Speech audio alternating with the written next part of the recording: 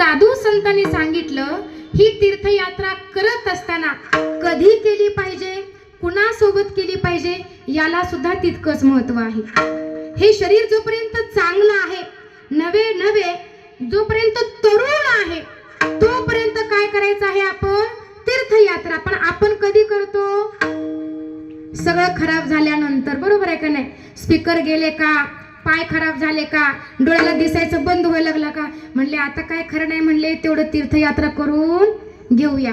पण साधू संतांनी वर्णन केलं तीर्थयात्रा परमार्थ कधी करायची, जव हे सकळ सिद्ध आहे,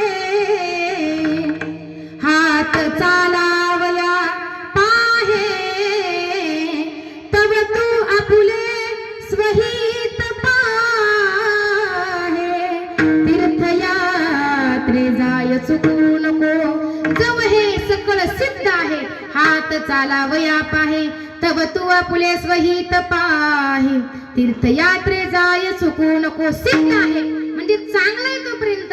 हातात काठी आली, काठी टेकत टेकत तीर्थयात्रा करण्याला काय अर्थ आहे का मला सांगा? नाही. जोपर्यंत हे शरीर चांगलं आहे तोपर्यंत तीर्थयात्रा करा म्हणतात. आणि मग अशी तीर्थयात्रा कोणी केली? माझ्या नामदेवरायांनी सुद्धा केली आणि संत ज्ञानेश्वर महाराजांनी सुद्धा केली. ज्ञानेश्वर महाराजांच्या मनामध्ये आलं की आपण पूर्ण भारतभर काय करूया, तीर्थयात्रा करूया. पण आळंदीचे ज्ञानेश्वर महाराज पंढरपुरामध्ये आले आणि नामदेव महाराजांच्या घरामध्ये दारामध्ये गेले. नामदेवांना हाक दिली. त्यावेळेस नामदेवरायांच्या पत्नीनं सांगावं, अहो त्यांना आज तारीख आहे म्हणली. कशाची तारीख? कशाची तारीख? कोर्टाची का लग्नाची? आता नामदेवरायांना कशाची तारीख असणार आहे? कीर्तनाचीच तारीख. म्हणले आज त्यांना तारीख आहे. म्हणले वाळवंटामध्ये काय चालू आहे? कीर्तन चालू आहे. मग माझे ज्ञानोबरायांनी वाळवंटाकडे जावं आणि वाळवंटामध्ये गेल्यानंतर नामदेव महाराजांचं कीर्तन चालू होतं. आणि ते कीर्तन कसं असावं? एकच टाळी झाली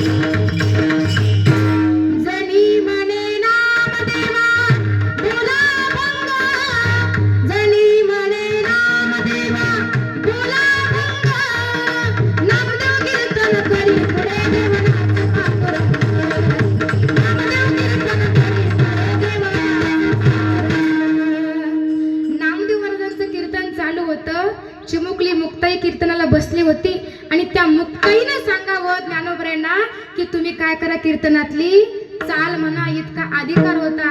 आणि आज आमचे काय काय शाणे म्हणतात मुलींनी कीर्तन करायचं नाही, पुरीने टाळ घेऊन उभा राहायचा नाही.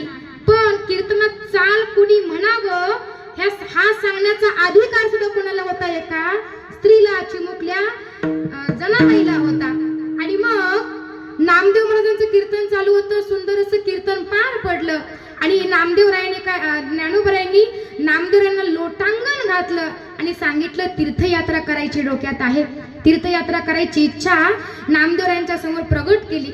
नामदेवरायांनी 5 मिनिटापुरता विचार केला आणि विचार केला. आता त्यांची तीर्थयात्रा म्हणजे आपल्यासारखी होती का?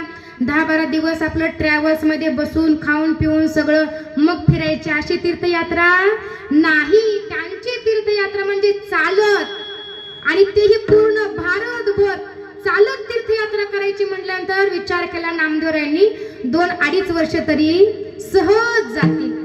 आणि मग नामदेवराय म्हणले आता नाही तर कसं म्हणावं, एवढा मोठा अधिकार ज्या ज्ञानोबरायांचा आहे आणि ते ज्ञानोबराय स्वतःहून जर इच्छा प्रकट करत असतील तर आपण नाही कसं म्हणावं. मग नामदेवरायांनी विचार केला, 2.5 वर्ष आपण देवाला सोडून तर काही राहू शकत नाही, आपण मग आता नाही तर म्हणता येत नाही. मग ज्ञानोबरायांना सांगितलं, माझी काही हरकत नाही, तुम्ही काय करा, पांडुरंगाला विचारा. पांडुरंगाला विचारा म्हटल्यानंतर नामदेवराय आणि ज्ञानोबराय राहुळामध्ये आले आणि पांडुरंगाने विचार केला, वारी तर नाही, एकादशी तर नाही, ज्ञानोबरायांचं कसं काही येणं झालं. मग त्यावेळेस ज्ञानोबरायांनी सांगितलं, देवा अशी एक इच्छा आहे की आम्ही दोघांनी मिळून पूर्ण तीर्थयात्रा करावी. मग आता देव सुद्धा हसले आणि देवाच्या मनात आलं, आता नाही म्हणण्याचा तर अधिकार नाहीये आणि नामा तर काही आपल्याला सोडून राहू शकत, नामदेवराय देवाला सोडून राहू शकत